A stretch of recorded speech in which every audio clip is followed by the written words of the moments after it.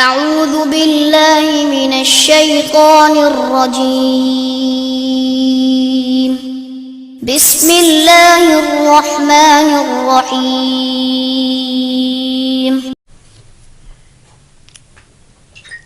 الحمد للہ رب العالمین والصلاة والسلام علی نبینا محمد وعلی آلہ وصحبہ اجمعین۔ شرح السنہ امام بربہاری رحمہ اللہ کی عظیم الشان تالیف ہے، اور اس میں انہوں نے بہت سے عقیدہ سے متعلقہ مسائل کو جمع کیا ہے، اور کچھ دیگر مسائل بھی ذکر کیے ہیں جو عقیدے کا حصہ نہیں ہیں لیکن وہ اہل سنت اور اہل بدعت کے مابین ایک امتیازی حیثیت رکھتے ہیں، اس لیے ان کا بھی تذکرہ کر دیا گیا ہے۔ اور اس وقت ہم جو مسئلہ پڑھ رہے ہیں اس کا نمبر ہے 54۔ اس میں امام بربہاری رحمہ اللہ فرماتے ہیں وَكُلُّ شَيْءٍ مِمَّا أَوْجَبَ اللَّهُ عَلَيْهِ الْفَنَاءَ يَفْنَى، ہر چیز فنا ہو جائے گی جو ان چیزوں میں سے ہو جن پہ اللہ نے فنا ہونا لکھ دیا ہے، واجب کر دیا ہے۔ الا الجنت والنار، سوائے جنت اور جہنم کے، والعرش والکرسی، اور سوائے عرش اور کرسی کے، والصور والقلم واللوح، اور سوائے سور کے اور قلم کے اور لوح محفوظ کے۔ لیس یفنا شیء من ھذا ابدا، ان چیزوں میں سے کوئی بھی چیز کبھی بھی فنا نہیں ہوگی۔ یہ کتنی چیزیں ذکر کی گئی ہیں؟ نمبر 1 جنت، نمبر 2 جہنم، نمبر 3 عرش، نمبر 4 کرسی، نمبر 5 سور، نمبر 6 وہ قلم جس کے ساتھ تقدیر کو لکھا گیا، اور نمبر 7 لوح محفوظ۔ کل کے درس میں میں نے وضاحت کی تھی، جہاں تک تعلق ہے جنت اور جہنم کا، تو اس میں کوئی شک و شبہ نہیں کہ یہ دونوں چیزیں فنا ہونے والی نہیں ہیں، یہ ہمیشہ ہمیشہ رہیں گی، اور جنت میں جانے والے جنتی بھی ہمیشہ ہمیشہ رہیں گے، اور جہنم میں جانے والے وہ جہنمی جو اہل توحید میں سے نہیں ہوں گے، جو مسلمان نہیں ہوں گے بلکہ کافر مشرک ہوں گے، وہ بھی جہنم میں ہمیشہ ہمیشہ رہیں گے۔ اور جہاں تک تعلق ہے عرش کا، تو میں نے ذکر کیا تھا کہ اس بارے میں بھی ایسی روایات مل جاتی ہیں جن سے یہ مسئلہ اخذ کیا جا سکتا ہے کہ عرش بھی رہے گا، اگرچہ وہ دلائل اس بارے میں واضح نہیں ہے۔ اور کرسی کے بارے میں نے گزارش کی تھی کہ کرسی کے بارے میں روایت آتی ہے صحیح سند کے ساتھ، عبداللہ بن عباس کہتے ہیں، اور عبداللہ بن عباس کا یہ قول مرفوع کے حکم میں ہے، کیونکہ یہ اپنی طرف سے نہیں کہا جا سکتا، اور وہ یہ کہ کرسی اللہ کے قدم رکھنے کی جگہ ہے۔ تو جب کرسی قدم رکھنے کی جگہ ہے تو اس کے بارے میں بھی امید ہے کہ وہ بھی رہے گی، اگرچہ یہ دلیل اس معاملے میں واضح نہیں ہے۔ اور جہاں تک تعلق ہے سور کا کہ یہ باقی رہے گا، اور قلم باقی رہے گا، اور لو یہ چیزیں باقی رہیں گی، تو اس بارے میں مجھے کوئی ایسی دلیل نہیں مل سکی جس کی وجہ سے میں کہہ سکوں کہ واقعی یہ 3 چیزیں باقی رہیں گی۔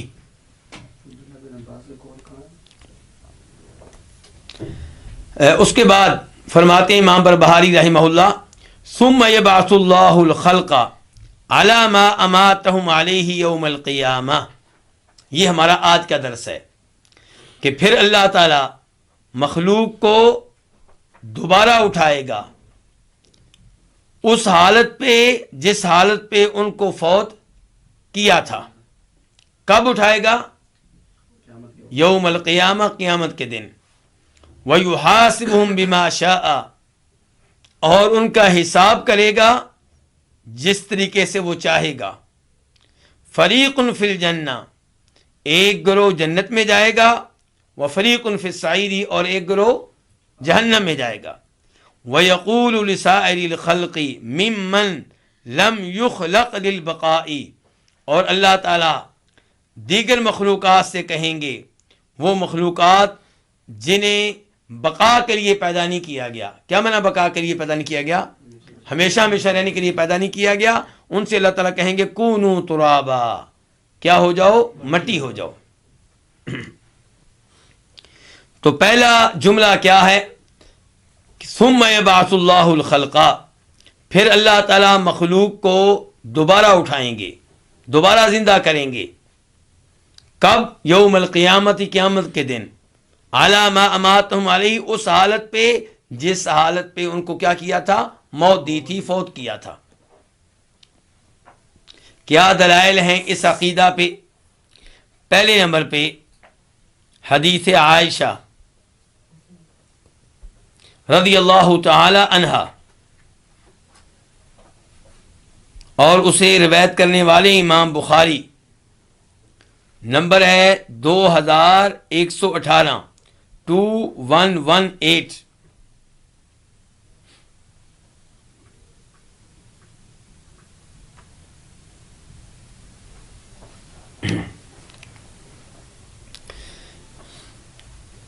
سیدہ عائشہ اس حدیث کو روایت کر رہی ہیں نبی علیہ الصلوۃ والسلام سے کہ آپ نے فرمایا یغدو جیش الکعبہ، ایک لشکر کعبہ پہ چڑھائی کرے گا، کعبہ پہ حملہ کرے گا۔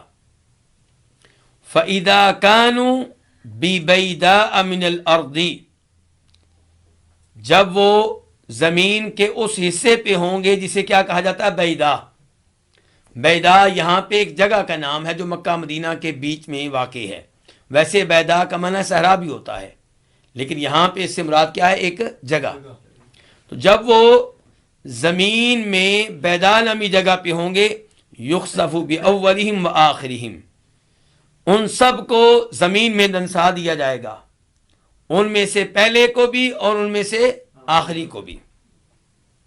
سیدہ عائشہ کہتی ہیں قلت، میں نے کہا یا رسول اللہ، اے اللہ کے رسول، کیف یخسف باولہم وآخرہم، کیسے زمین میں دنسا دیا جائے گا ان میں سے پہلے کو بھی ان میں سے آخری کو بھی، سب کو۔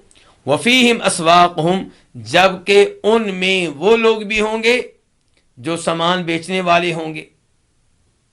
ومن لیس منہم، اور وہ بھی ہوں گے جو ان میں سے نہیں ہوں گے۔ کیا مقصد ہے سیدہ عائشہ کے سوال کا؟ کہ آپ کہہ رہے ہیں سب کو زمین میں دنسا دیا جائے گا۔ اب ان میں سے کئی مجرم ہوں گے، کعبہ پہ حملہ کرنے کے لیے جا رہے ہوں گے، ان کو زمین میں دنسایا جائے گا، یہ تو بات سمجھ میں آتی ہے۔ لیکن جو اس مقصد کے لیے نہیں جا رہے ہوں گے اور جو سامان بیچنے والے ہوں گے، ان کو کیوں زمین میں دنسا دیا جائے گا؟ تو فرمایا نبی کریم صلی اللہ علیہ وسلم نے یخسف باولہم وآخرہم، ان سب کو زمین میں دنسا دیا جائے گا، ثم یبعثون، پھر ان کو دوبارہ زندہ کیا جائے گا، علی نیاتہم، ان کی نیتوں کے مطابق، یعنی کہ جو کعبہ کو گرانے کے لیے جا رہے ہوں گے، کعبہ پہ حملہ کرنے کے لیے جا رہے ہوں گے، ان کو جب روز قیامت اٹھایا جائے گا تو ایسی حالت میں جس سے پتہ چلے کہ یہ مجرم ہے اور کعبہ کو گرانے کے لیے جا رہا تھا، اور دوسروں کو اٹھایا جائے گا تو اس حالت پہ جس حالت پہ وہ فوت ہوئے ہیں، جو ان کا مقصود تھا، جو ان کی نیت تھی۔ تو اس حدیث سے وہ مسئلہ ثابت ہوا جس کا تذکرہ کیا امام بربہاری نے۔ امام بہاری نے کس مسئلے کا تذکرہ کیا ہے؟ کہ ہر آدمی کو اسی حالت پہ اٹھایا جائے گا جس حالت پہ وہ کیا ہوا ہے؟ فوت ہوا ہے۔ اور اس سے مجھے اور آپ کو عبرت حاصل کرنی چاہیے۔ جس وقت ہم کوئی غلط کام کر رہے ہوتے ہیں، سوچ لیں کہیں اللہ اسی حالت میں موت نہ دے دے اور روز قیامت اسی حالت میں اٹھایا جائے گا۔ مثال کے طور پہ ایک آدمی کسی اور کے ساتھ بدکاری کر رہا ہے، اگر اللہ اسے اسی وقت موت دے دیں، پہلے تو لوگوں کے سامنے رسوا ہوگا، ذلیل ہوگا،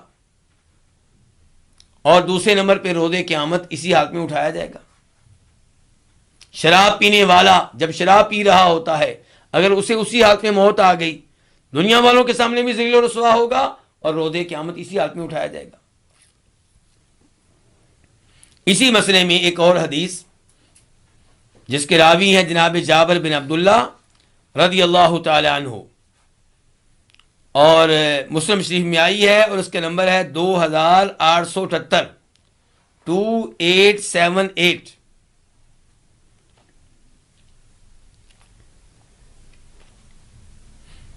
فرماتے ہیں نبی کریم صلی اللہ علیہ وسلم یبعث کل عبد علی ما مات علیہ، ہر بندے کو اسی حالت پہ اٹھایا جائے گا جس حالت پہ وہ فوت ہوا ہے.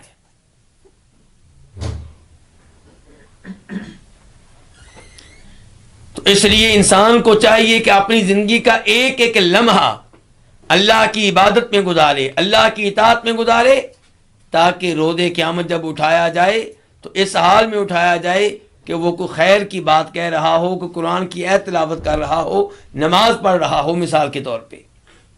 اسی مسئلے میں ایک اور روایت راوی ہے جناب عبداللہ ابن عباس رضی اللہ تعالی عنہما.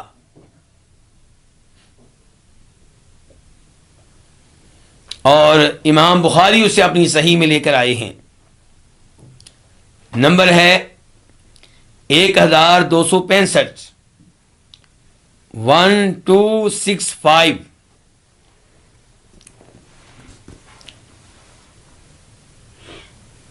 عبداللہ ابن عباس فرماتے ہیں بینما رجل واقف بعرفہ, جب کہ ایک آدمی میدان عرفات میں ٹھہرا ہوا تھا, یعنی کہ نبی کریم صلی اللہ علیہ وسلم کے ساتھ حج کے لیے آیا تھا اور میدان عرفات میں موجود تھا. اذ وقع عن راحلته, تب وہ گر پڑا اپنی اونٹنی سے, اپنی سواری سے. فوقصته, تو اونٹنی نے اس کی گردن کو توڑ دیا. قال النبی صلی اللہ علیہ وسلم, تو فرمایا نبی کریم صلی اللہ علیہ وسلم نے اغسلوہ بماء وسدر, اس کو غسل دو پانی اور بیری کے پتوں کے ساتھ, یعنی کہ پانی میں بیری کے پتے ڈال کے انہیں ابالا جائے اور پھر اس پانی کے ساتھ اس کو غسل دیا جائے. وَكَفِّنُوهُ فِي ثَوْبَيْنِ, اور اس کو کفن دو کتنی چادروں میں؟ 2 چادروں میں. 3 میں نہیں دینا چاہیے. کیوں جی؟ نبی کریم صلی اللہ علیہ وسلم کو کتنی چادروں میں کفن دیا گیا تھا؟ 3 میں. تو یہاں پہ 2 چادریں. جی ہاں, وہ حالت احرام میں ہے تو اس کو حالت احرام میں ہی دفن کرنا ہے, انہی 2 چادروں میں جو اس نے پہلے سے پہنی ہوئی ہیں. تو اس کو کفن دو 2 چادروں میں. ولا تحنطوہ, اور اس کو خوشبو نہیں لگانی. کیوں؟ احرام کی حالت میں ہے. ولا تخمروا راسہ, اس کے سر کو نہیں ڈھانکنا, کیونکہ جو حالت احرام میں ہو اس کو سر ڈھانکنے کی اجازت نہیں ہے. آگے وجہ آپ نے آخر میں بیان کی, فإنہ یبعث یوم القیامت ملبیہ, اسے روز قیامت اٹھایا جائے گا اس حال میں کہ کیا پڑھ رہا ہوگا؟ تلبیہ, لبیک اللہم لبیک لبیک لا شریک لک لبیک ان الحمد والنعمت لک والملک لا شریک لک. یہاں سے سوچ لیں, جیسی زندگی گزاریں گے عام طور پہ موت بھی ویسی آتی ہے. تو سوچ لیں کہ مجھے اور آپ کو جو موت آنے والی ہے وہ کون سی آنے والی ہے. کہیں ایسا تو نہیں کہ ہم میں سے کوئی اس حال میں کہ اٹھے وہ کوئی گانا گنگنا رہا ہو, کوئی شرکیہ قوالی پڑھ رہا ہو, کوئی شرکیہ نظم پڑھ رہا ہو. تو انسان کو ہر وقت اللہ سے ڈرتے رہنا چاہیے.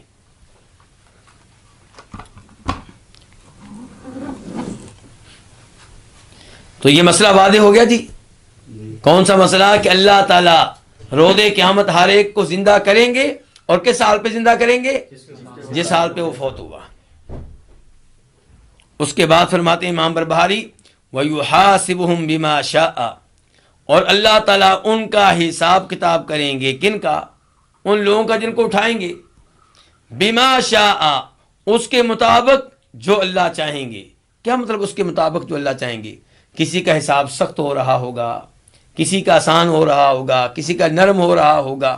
جیسے اللہ چاہیں گے ویسے اللہ حساب لیں گے. آئیے اس بارے میں دلائل کا جائزہ لیتے ہیں.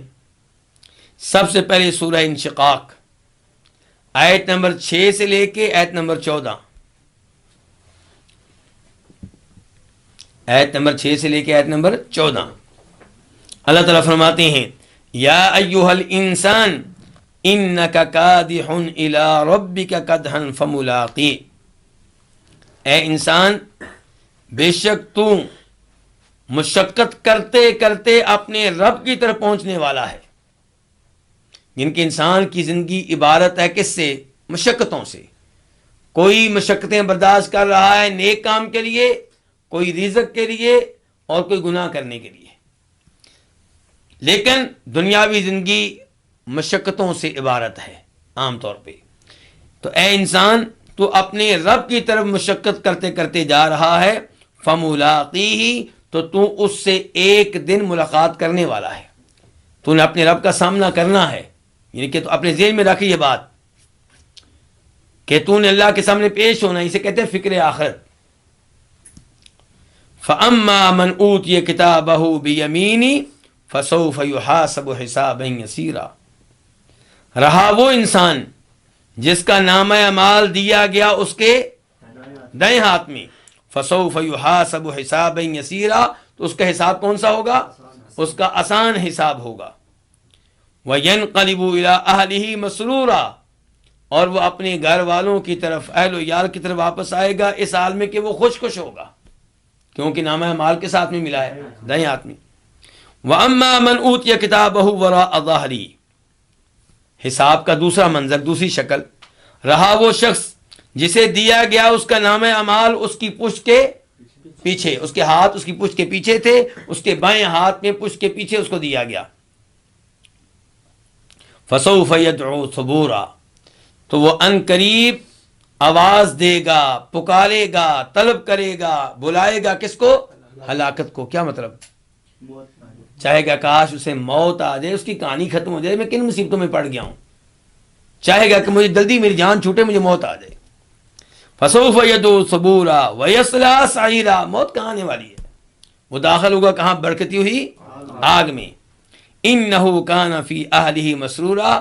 یہ دنیا میں اپنے گھر والوں میں بڑا خوش رہا کرتا تھا. جس کو دائیں ہاتھ میں نامہ اعمال ملا ہے وہ آج خوش ہے. آج کب؟ قیامت کے دن. اور یہ جس کو بائیں ہاتھ میں ملا ہے، پشت کے پیچھے سے ملا ہے، یہ دنیا میں بڑا خوش رہا کرتا تھا. کوئی اس کو پرواہ نہیں تھی نماز کی، کوئی روزے کی نہیں. رمضان میں لوگ بھوکے ہیں، یہ بڑی مزدار زندگی گزار رہے. نہ روزے کی پرواہ، نہ نماز کی پرواہ، نہ حلال مال کی پرواہ. سود کے لیے بینک میں پیسے رکھوا دیے 1,00,000 روپیہ اور کہتا بس اب پوری زندگی مجھے کمانے کی ضرورت نہیں ہے، کیونکہ منافع آ رہا ہے جی. سود کو کیا کہتے ہیں جی؟ منافع آ رہا ہے، پرافٹ آ رہا ہے جی. إِنَّهُ ظَنَّ أَن لَّن يَحُورَ. اس کا خیال یہ تھا کہ یہ واپس نہیں جائے گا. کہاں؟ رب کے پاس. یہ سمجھتا تھا کہ دنیا کی کہانی سے ختم ہو جائے گی، کوئی قبر سے دوبارہ نہیں اٹھایا جائے گا.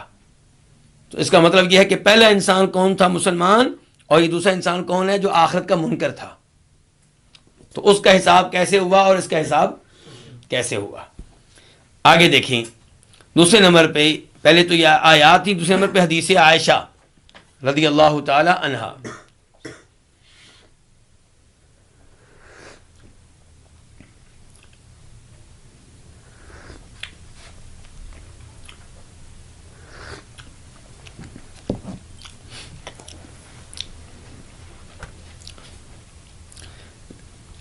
فرماتے ہیں نبی کریم صلی اللہ علیہ وسلم کہ لیس احد یحاسب الا ہلک. کوئی ایسا نہیں ہوگا کہ جس کا حساب ہو اور وہ ہلاکت سے بچ جائے. جس کا بھی حساب ہوا وہ تباہ ہو جائے گا.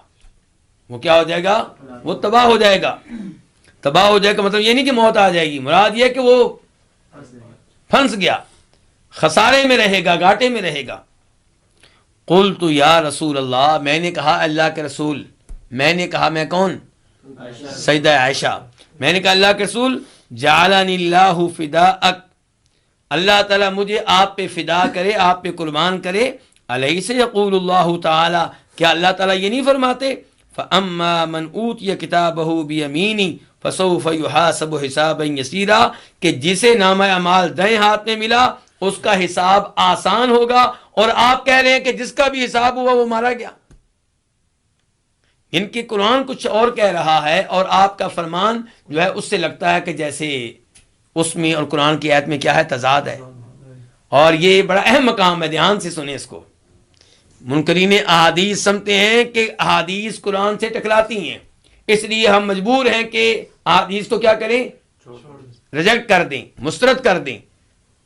انا للہ و انا الیہ راجعون. اللہ تعالیٰ منور فرمائے امام ابن تیمیہ رحمہ اللہ کی قبر کو جو کہا کرتے تھے ممکن ہی نہیں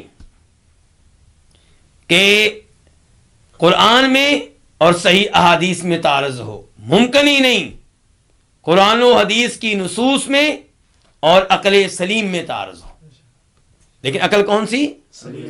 صحیح سلامت عقل، جس کو زنگ نہ لگا ہو شرک کا، بدعات کا، گمراہی کا، جو عقل صحیح کام کر رہی ہو، جیسے عقل ہوتی ہے انبیاء کرام علیہم السلام کی، جیسے عقل ہوتی ہے صحابہ کرام کی، اور جیسے آج کل کے ان علماء کی جو توحید کے اوپر ہیں۔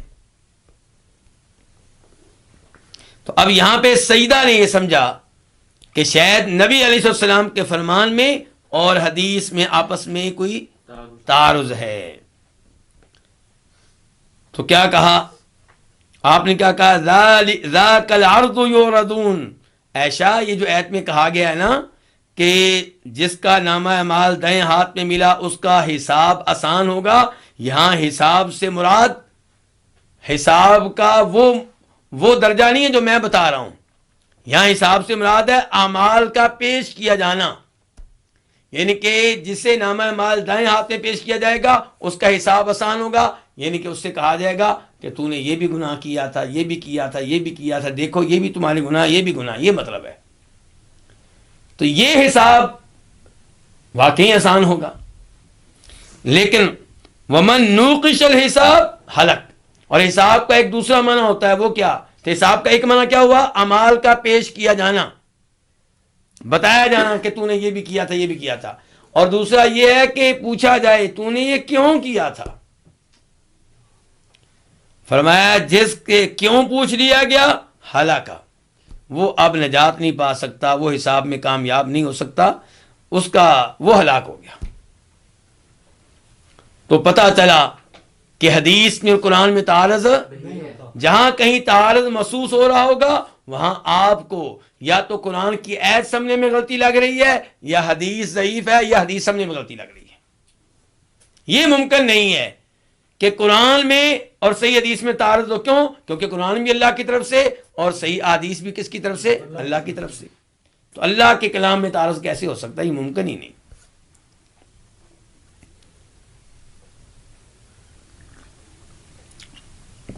بخاری شریف حدیث نمبر 4939 4939،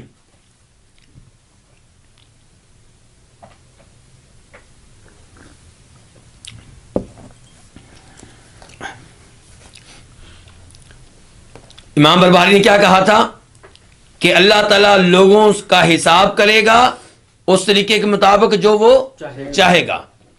تو اس پہ گفتگو ہم کر رہے ہیں، کسی کا حساب آسان، کسی کا مشکل، اور آسان حساب کی ایک شکل حدیث ابن عمر بخاری شریف نمبر ہے 6070 6070۔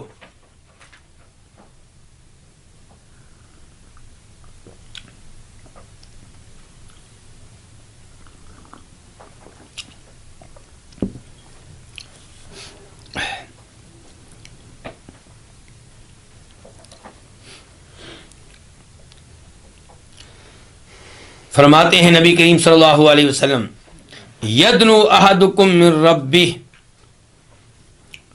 تم میں سے کوئی اپنے رب کے قریب ہوگا، کب؟ روز قیامت، حتیٰ یضع کنفہ علیہ، حتیٰ کہ اللہ تعالیٰ اس پہ اپنا پردہ ڈال دیں گے، اور دوسرا معنی یہ ہو سکتا ہے کہ اللہ تعالیٰ اس پہ اپنا دامن رکھ دیں گے۔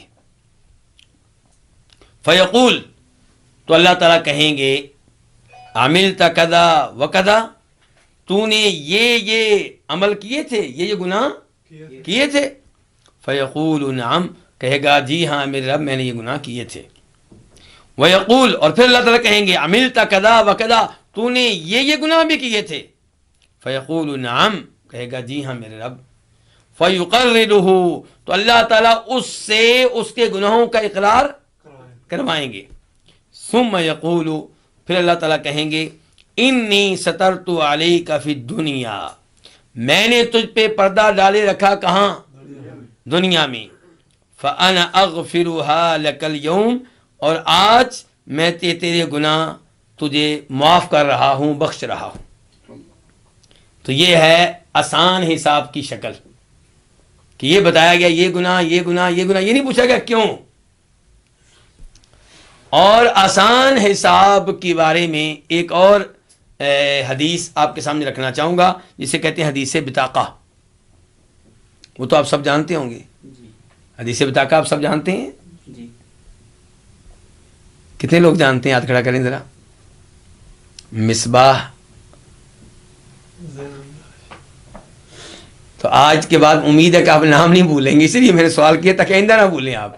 حدیث بطاقہ کہا جائے تو آپ کے ذہن میں فوراً آ جائے، یہ حدیث آپ نے کئی دفعہ سنی ہوگی، لیکن آپ حدیث بطاقہ آپ کو یہ معلوم نہیں ہو رہا کہ حدیث بطاقہ کہتے کس کو ہیں۔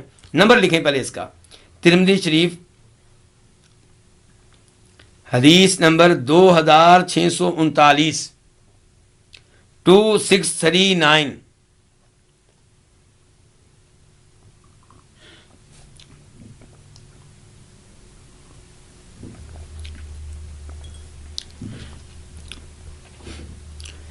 یہ وہ حدیث ہے جس میں جناب عبداللہ بن عمر بن عاص فرماتے ہیں کہ فرمایا نبی کریم صلی اللہ علیہ وسلم نے کہ روز قیامت ایک آدمی کو لایا جائے گا ساری مخلوق کے سامنے، اور اس کے گناہوں کے کتنے رجسٹر ہوں گے؟ 99۔ حدیث ذہن میں آ گئی؟ ہاں، اس کے گناہوں کے رجسٹر کتنے ہوں گے؟ 99 صحیفے، اور ہر صحیفہ کتنا بڑا؟ جہاں تک نگاہ جاتی ہے وہاں تک وہ صحیفہ جا رہا ہوگا، 99 رجسٹر گناہوں سے بھرے ہوئے۔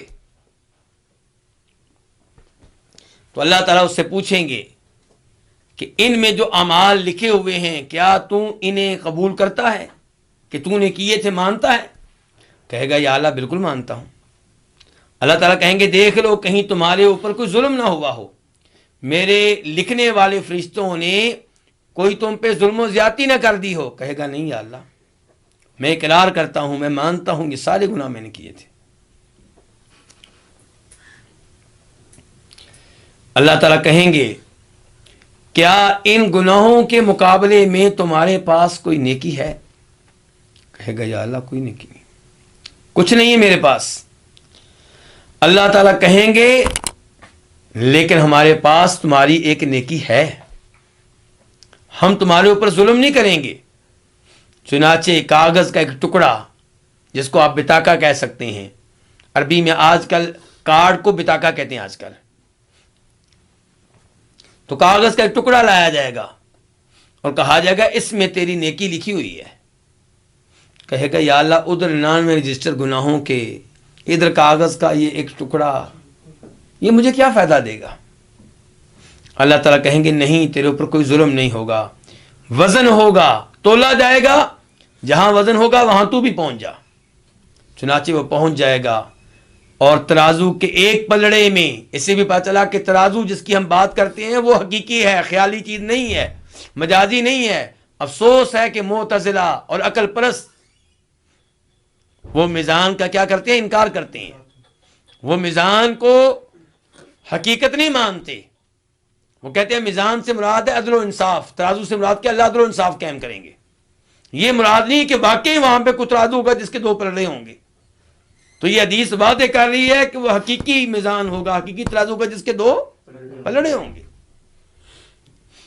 جاوید احمد غامدی صاحب، مجھے نہیں پتا کہ یہاں پہ وہ کدھر کھڑے ہیں، لیکن جو ان کی روٹین ہے، جو ان کا مزاج ہے، اس لحاظ سے مجھے لگتا ہے کہ شاید وہ میزان کے بھی منکر ہوں گے، کیونکہ وہ عام طور پہ معتزلہ کے ساتھ کھڑے ہوتے ہیں۔ کن کے ساتھ کھڑے ہوتے ہیں؟ معتزلہ کے ساتھ۔ تو یہاں پہ وہ کدھر ہیں مجھے نہیں پتا، لیکن مجھے خطرہ ہے کہ وہ ادھر ہوں گے، اللہ کرے نہ ہو۔ تو بہرحال اب یہ 2 پلڑے ہیں، ایک پلڑے میں گناہوں کے یہ لمبے لمبے 99 رجسٹر رکھ دیے گئے ہیں، اور ایک پلڑے میں کاغذ کا وہ ٹکڑا رکھ دیا گیا ہے۔ اللہ کی رحمت دیکھیے، اللہ کا فضل و کرم دیکھیے کہ وہ پلڑا جدھر کاغذ کا ایک ٹکڑا پڑا ہوگا وہ اٹھ جائے گا، وہ جھک جائے گا، اور یہ 99 رجسٹروں والا جو ہے یہ کیا ہو جائے گا؟ یہ اوپر اٹھ جائے گا۔ تو یہ بھی ہے اللہ کے حساب کا ایک طریقہ. تو اس کی توحید اس کو فائدہ دے گی. اس کاغذ کے ٹکڑے پہ کیا لکھا ہوگا؟ اشہد ان لا الہ الا اللہ و اشہد ان محمد عبدہ و رسولہ، کہ میں گواہی دیتا ہوں کہ اللہ کے علاوہ کوئی معبود برحق نہیں، اور میں گواہی دیتا ہوں کہ جناب محمد اللہ کے بندے اور اللہ کے رسول ہیں. یہیں سے میں پیغام دینا چاہوں گا ان لوگوں کو جو اذان دیتے ہیں کہ جب آپ اشہد ان لا الہ الا اللہ کہہ رہے ہوں، اشہد ان محمد رسول اللہ کہہ رہے ہوں، تو آپ کی توجہ اس قدر آواز پہ نہیں ہونی چاہیے جس قدر آپ کی توجہ اس بات پہ ہونی چاہیے کہ ہاں اللہ میں اقرار کر رہا ہوں. یعنی کہ الفاظ صرف میری زبان سے نہیں نکل رہے بلکہ میرے دل سے نکل رہے ہیں. تو یہ الفاظ جب ادا کیے جائیں کہ خیال رکھنا چاہیے تاکہ روز قیامت ہمارے کام ہیں. گناہ تو ہمارے بہت زیادہ ہیں، لیکن یہ کلمات جو کبھی کبھی ہم پڑھتے ہیں توجہ سے پڑھیں گے تو ہو سکتا ہے ہماری نجات کا سبب بن جائیں، ذریعہ بن جائیں. تو یہ بھی ہے اللہ کے حساب کا ایک طریقہ. اس کے بعد فرماتے ہیں امام بربہاری فریق فی الجنت و فریق فی السعیر، کہ لوگوں کا ایک گروہ جنت میں ہوگا اور ایک گروہ جہنم میں ہوگا. امام بربہاری نے یہ عقیدہ کہاں سے لیا؟ قرآن سے. سورہ شورى آیت نمبر 7 اللہ تعالیٰ فرماتے ہیں وَكَذَلِكَ أَوْحَيْنَا إِلَيْكَ قُرْآنًا عَرَبِيًّا لِتُنذِرَ أُمَّ الْقُرَىٰ وَمَنْ حَوْلَهَا وَتُنذِرَ يَوْمَ الْجَمْعِ لَا رَيْبَ فِيهِ فَرِيقٌ فِي الْجَنَّةِ وَفَرِيقٌ فِي السَّعِيرِ. ہم نے اسی طرح آپ کی طرف عربی قرآن وحی کیا ہے، وہ قرآن جو عربی میں ہے. کیوں وحی کیا ہے؟ لِتُنذِرَ أُمَّ الْقُرَىٰ، تاکہ آپ ام القریٰ کو ڈرائیں. ام القریٰ کون؟ مکہ. مراد ہے کہ مکہ والوں کو آپ ڈرائیں، خبردار کریں، ان کو اللہ کے عذاب سے ڈرائیں. ام القریٰ کے لفظی معنی کیا؟ بستیوں کی ماں، بستیوں کی جڑ، بستیوں کا مرکز، اور وہ مکہ ہے. ومن حولها، اور ان سب کو جو مکہ کے ارد گرد ہیں. پھر اس میں پوری دنیا آ جاتی ہے. وتنذر یوم الجمع، اور آپ ڈرائیں یوم الجمع، اس دن سے جس دن تمام لوگوں کو جمع کیا جائے گا، یعنی کہ قیامت کے دن سے. لا ریب فیہ، اس دن کے آنے میں کوئی شک و شبہ نہیں ہے. فریق فی الجنہ، ایک گروہ جنت میں جائے گا، وفریق فی السعیر، اور ایک گروہ کہاں جائے گا؟ جہنم میں جائے گا، بڑھتی ہوئی آگ میں داخل ہوگا. وَيَقُولُ لِسَائِرِ الْخَلْقِ، اور اللہ تعالیٰ کہیں گے کس سے؟ دیگر مخلوقات سے. یعنی کہ انسانوں کو تو فیصلہ کر دیا گیا، کئی جنت میں کئی جہنم میں. اب دیگر مخلوقات کا کیا بنے گا؟ کیونکہ اللہ تعالیٰ ان کو بھی زندہ کریں گے نا. شروع میں ہم نے کیا پڑھا تھا؟ ثُمَّ يَبْعَثُ اللَّهُ الْخَلْقَ، کہ اللہ تعالیٰ ساری مخلوقات کو دوبارہ اٹھائیں گے.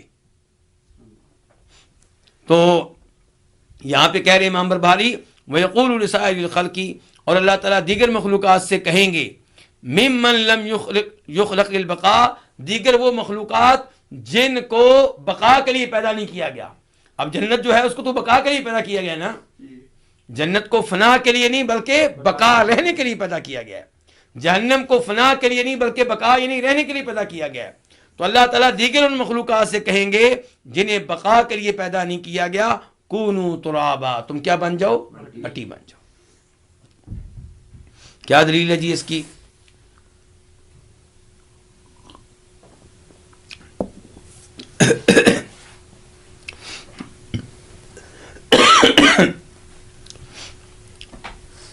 جناب ابو ہریرہ فرماتے ہیں، اور ان کا یہ قول مرفوع کے حکم میں ہے.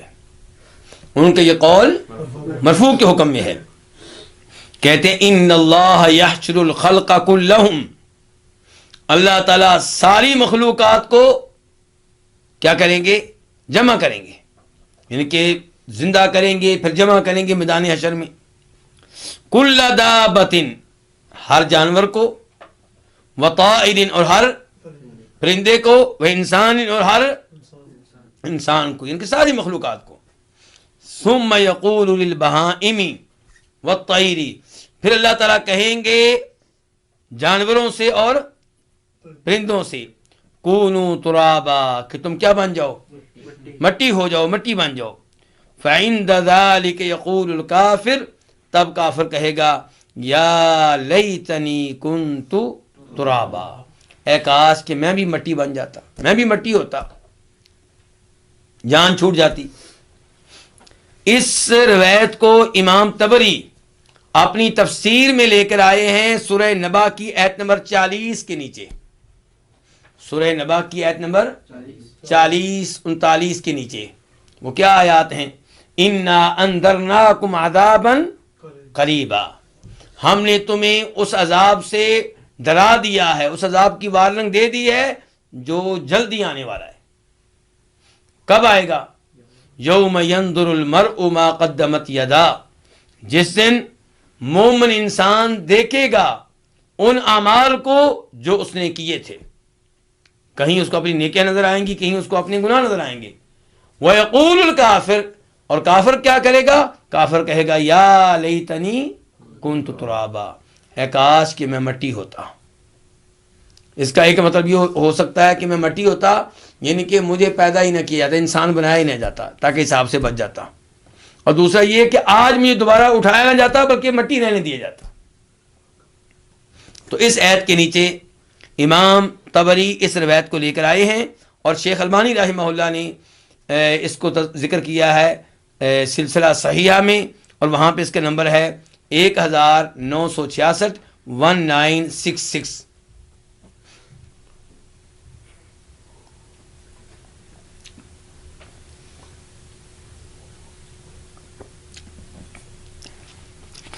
اس کے بعد بڑھتے ہیں مسئلہ نمبر 55 کی طرف۔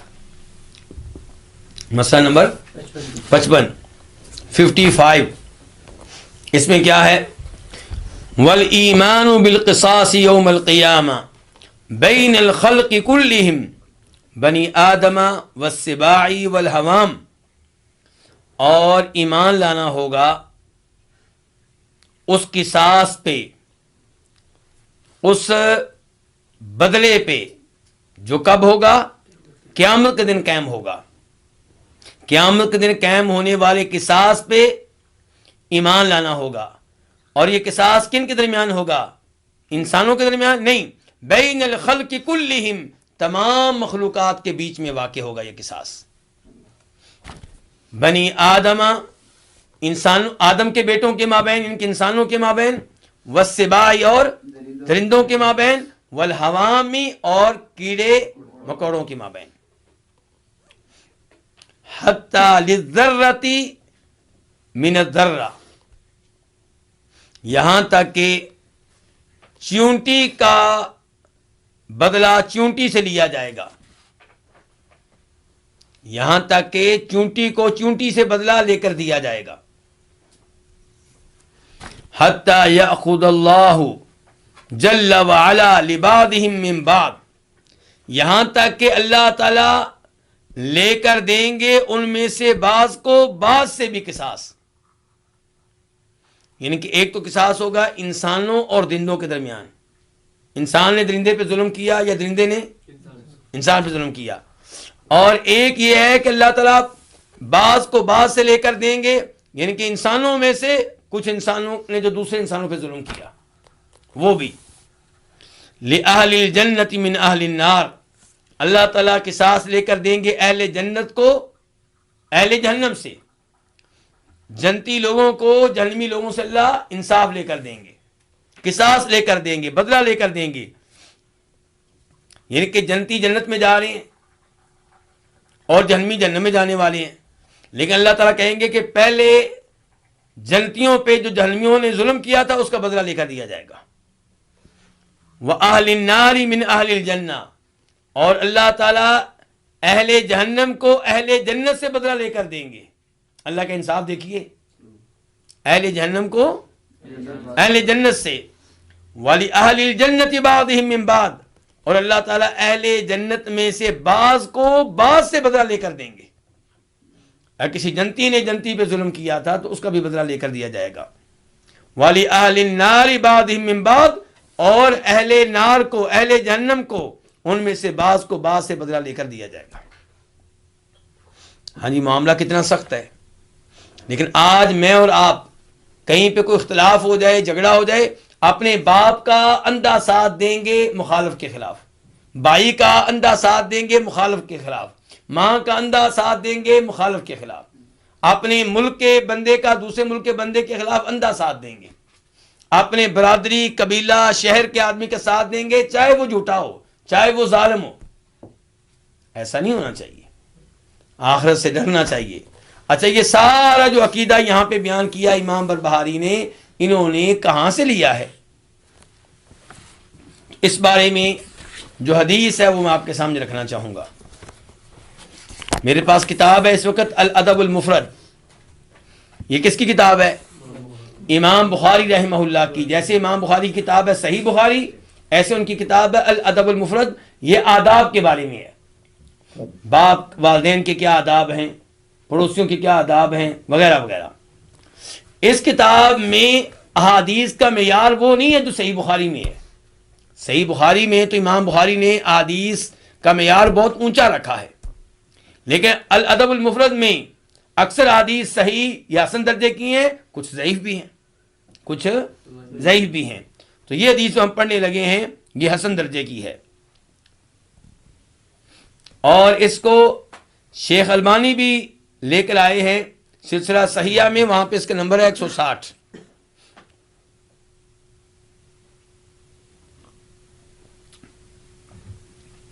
ویسے اس حدیث کو امام بخاری کے استاد امام احمد بن حنبل بھی لے کر آئے ہیں اپنی مسند میں، لیکن اس کا نمبر میں محفوظ نہیں کر سکا.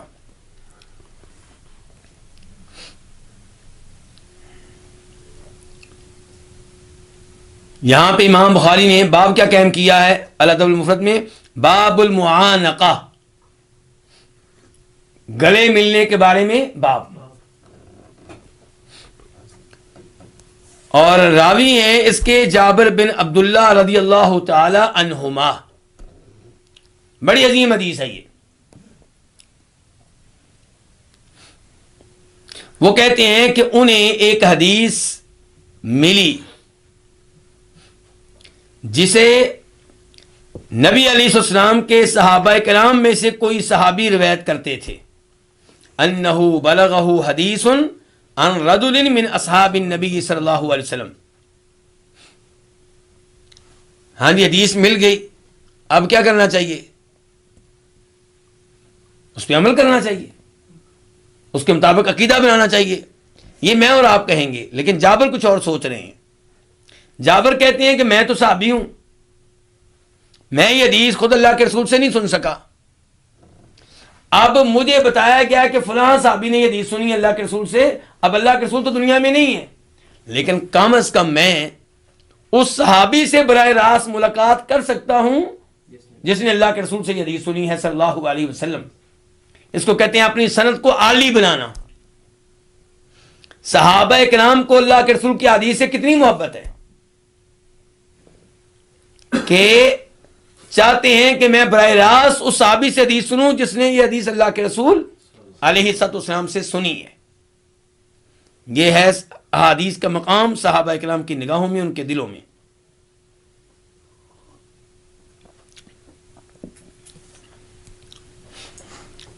فبتعت بعیرا، تو میں نے ایک اونٹ خریدا. یہ اونٹ کیوں خریدا جا رہا ہے جی؟ ایک حدیث کو لینے کے لیے، ایک حدیث کو لینے کیا خریدا جا رہا ہے؟ اونٹ خریدا جا رہا ہے. اگر آپ لوگ یہ ایک درس سننے کے لیے آتے ہیں تو اپنا مقابلہ جابر بن عبداللہ سے کریں. میرے وہ بھائی جو آن لائن سن رہے ہیں وہ بھی ذرا سوچیں. جابر بن عبداللہ ایک حدیث کے لیے اونٹ خرید رہے ہیں، یہ کہ یوں کہہ سکتے ہیں کہ آپ گاڑی خرید رہے ہیں. فشددت الیہ رحلی شہرا، اس صحابی تک پہنچنے کے لیے میں نے 1 مہینے کا سفر کیا. کتنے مہینے کا؟ 1 مہینے کا سفر. کس کا یہ سفر تھا؟ ٹرین کے ذریعے کہ بس کے ذریعے؟ کس کے ذریعے؟ اونٹ کے ذریعے. راستے میں کوئی پیٹرول پمپ، راستے میں کوئی ہوٹل نہیں ہے. 1 مہینے کا سفر ہے ایک حدیث کے لیے جو پہنچ گئی ہے، لیکن براہ راست سننا چاہتے ہیں اس صحابی سے جس نے اللہ کے رسول سے سنی ہے صلی اللہ علیہ وسلم. اپنے میں احادیث لینے کا شوق بڑھائیے. جناب جابر جیسا شوق پیدا کریں گے تو پھر موت آتی ہے احادیث سنتے ہوئے یا سناتے ہوئے. کہتے ہیں حتیٰ قدمت الشام، یہاں تک میں پہنچ گیا. کہاں؟ شام پہنچ گیا. مدینہ سے شام کا سفر کیا ایک حدیث کے لیے. فَإِذَا عَبْدُ اللَّهِ بْنُ أُنَيْسٍ، تو اچانک وہ تو عبداللہ بن انیس ہیں، وہ صحابی عبداللہ بن انیس ہیں. کہتے ہیں فَبَعَثْتُ إِلَيْهِ، میں نے انہیں پیغام بھیجا، أَنَّ جَابِرًا بِالْبَابِ، کہ جابر آپ کے دروازے پہ کھڑے ہیں. یعنی کہ جس نے دروازہ کھولا میں نے اس کو کہا کہ اندر جا کے بتاؤ کہ جابر آپ کے دروازے پہ کھڑے ہیں. فرجع الرسول، تو واپس آ گیا کون؟ قاصد. فقال، اس نے کہا جابر بن عبداللہ، آپ جابر بن عبداللہ ہیں؟ فقلت نعم، میں نے کہا بالکل جابر بن عبداللہ ہوں. کہتے ہیں فخرج، عبداللہ بن انیس نکلے، فاعتنقنی، تو مجھے گلے لگا لیا. یعنی کہ صحابی کی صحابی سے ملاقات ہوئی ایک عرصے کے بعد، اور یہ گلے لگانا ہے اللہ کے لیے، اللہ کی محبت میں.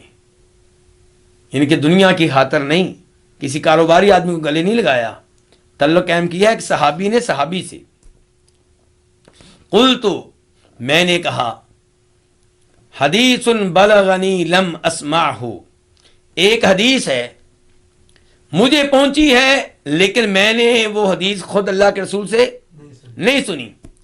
خشیت، مجھے ڈر تھا، ان اموت او تموت، کہ میں فوت نہ ہو جاؤں یا آپ فوت نہ ہو جائیں حدیث سننے سنانے سے پہلے. اللہ اکبر.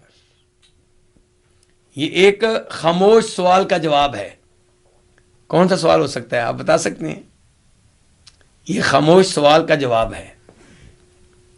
یہ اس سوال کا جواب ہے کہ بھائی اس حدیث کے لیے آپ کو شام آنے کی کیا ضرورت تھی؟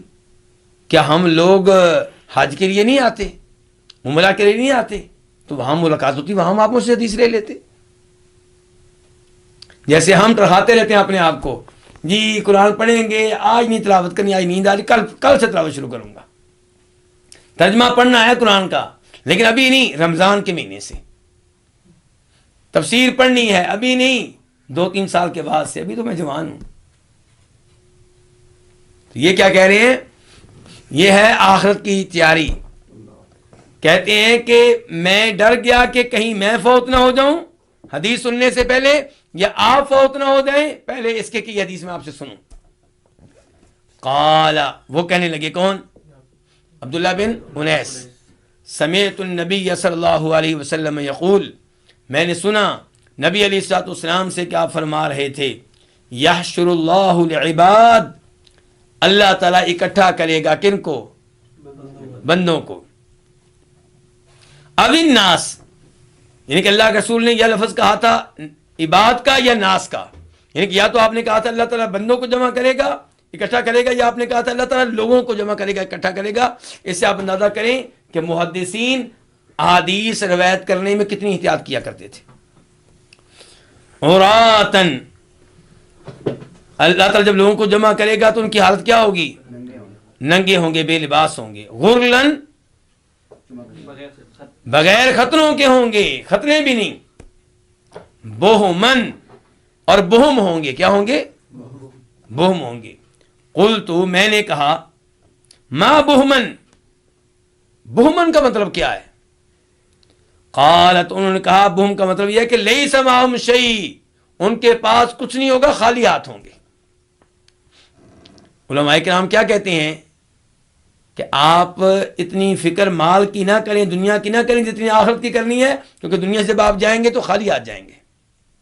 تو یہی بتایا جا رہا ہے کہ روز قیامت اللہ تعالیٰ لوگوں کو اٹھائیں گے تو کیا ہوں گے؟ خالی ہاتھ.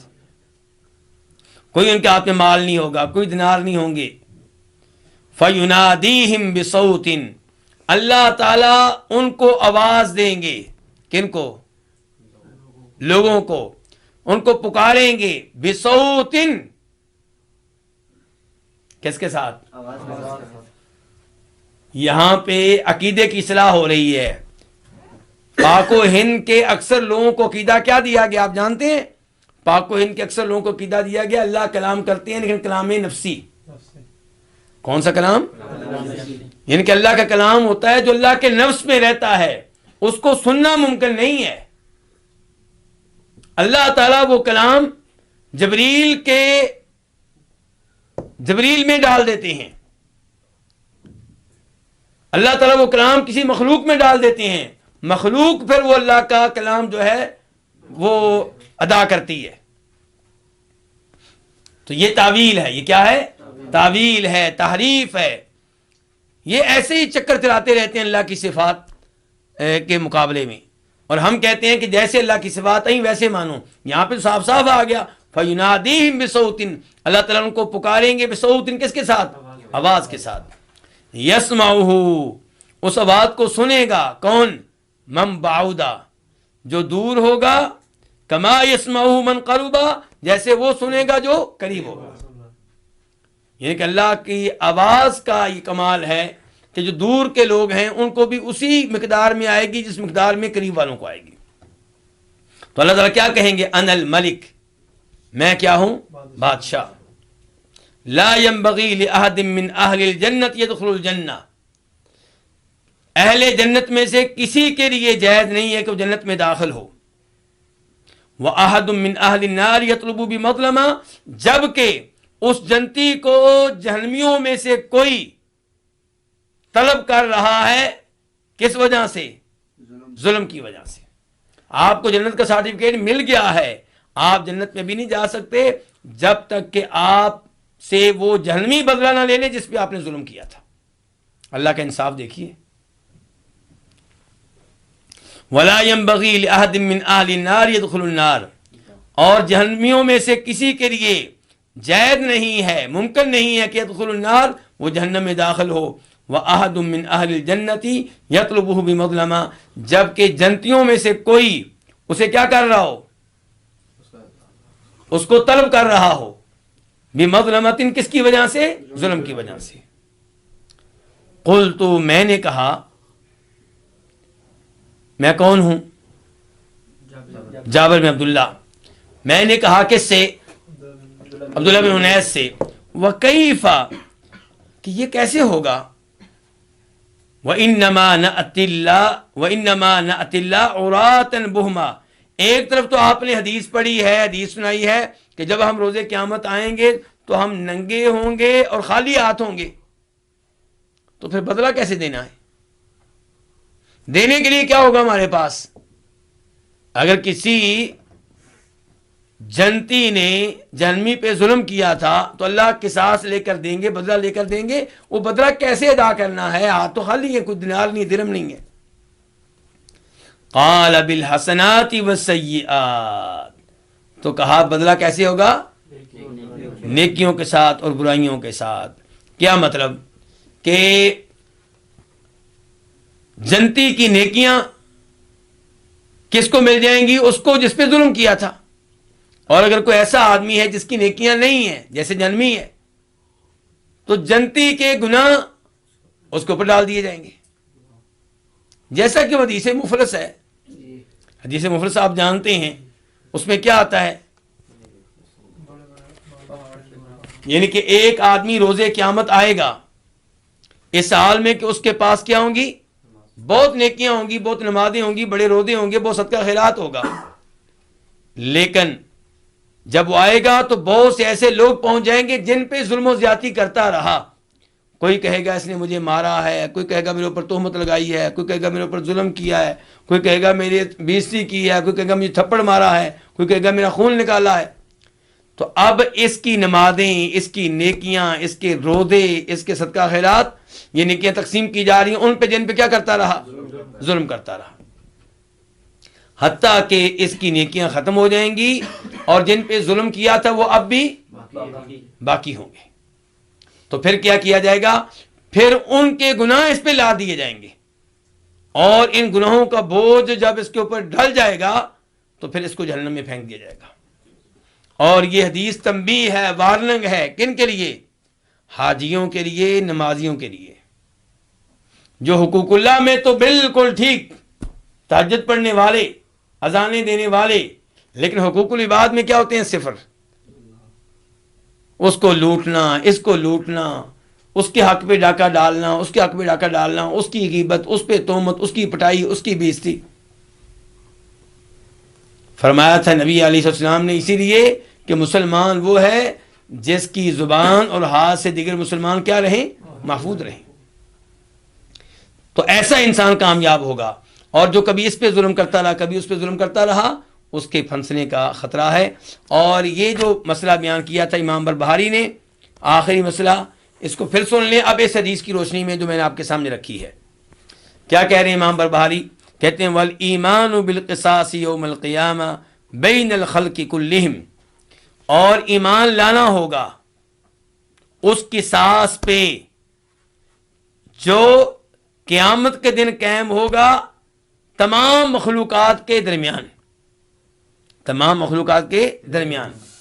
بنی آدم والسباع والحوام، آدم کے بیٹوں یعنی کہ انسانوں، درندوں اور کیڑے مکوڑوں کے مابین. حتیٰ للذرۃ من الذرہ، یہاں تک کہ اللہ تعالیٰ قصاص لے کر دیں گے چونٹی کو چونٹی سے. اگر چونٹی نے چونٹی پہ ظلم کیا ہے تو اللہ تعالیٰ اس سے قصاص اور بدلہ لے کر دیں گے. حتیٰ یأخذ اللہ جل وعلا لبعضهم من بعض، یہاں تک کہ اللہ تعالیٰ ان میں سے بعض کو بعض سے بدلہ لے کر دیں گے. کیا مطلب ہے بعض کو بعض سے؟ اس کا کیا مطلب ہے کہ بعض کو بعض سے بدلہ لے کر دیں گے؟ اس کی وضاحت آگے آ گئی. لأہل الجنت من اہل النار، اللہ تعالیٰ اہل جنت کو اہل جہنم سے بدلہ لے کر دیں گے. وَأَهْلِ النَّارِ مِنْ أَهْلِ الْجَنَّةِ، اور اہل جہنم کو اہل جنت سے بدلہ لے کر دیں گے. وَلِأَهْلِ الْجَنَّةِ بَعْضِهِم مِّن بَعْضٍ، اور اہل جنت میں سے بعض کو بعض سے بدلہ لے کر دیں گے. وَلِأَهْلِ النَّارِ بَعْضِهِم مِّن بَعْضٍ، اور اہل نار میں سے بعض کو بعض سے بدلہ لے کر دیں گے. تو یہیں پہ آج کے درس کا اختتام کرتے ہیں. انشاءاللہ آئندہ درس میں پھر ملاقات ہوگی. اللہ رب العزت سے دعا ہے کہ اللہ تعالی ہمیں یہ مسائل صحیح معنوں میں سمجھنے کی اور انہیں اپنانے کی اور ان کے مطابق زندگی گزارنے کی توفیق عنایت فرمائے. اللہ تعالیٰ ہمیں ان میں سے بنائے جو روز قیامت کامیاب ہوں گے، حقوق اللہ کے میدان میں بھی اور حقوق العباد کے میدان میں بھی. اور اللہ تعالیٰ ہمیں احادیث اسی ذوق و شوق سے لینے کی توفیق دے جس ذوق و شوق سے جناب جابر نے ایک حدیث لی اور اس کے لیے شام کا سفر کیا. اس کا مطلب ہے کہ علم لینے کے لیے قربانیاں دینا پڑتی ہیں، سفر کرنے پڑتے ہیں، بھوک کو برداشت کرنا پڑتا ہے، بہت کچھ کرنا پڑتا ہے. اگر میرے وہ بھائی جو آن لائن درس لے رہے ہیں وہ بھی یہاں سے سیکھیں کہ انہیں بھی قربانی دینا پڑتی ہوگی، لیکن جناب جابر جیسے صحابہ کرام کے عمل سے یہ سبق حاصل کریں کہ قربانی دینا ہمیشہ سے اہل علم کا شیوا رہا ہے. وآخر دعوانا الحمدللہ رب العالمین.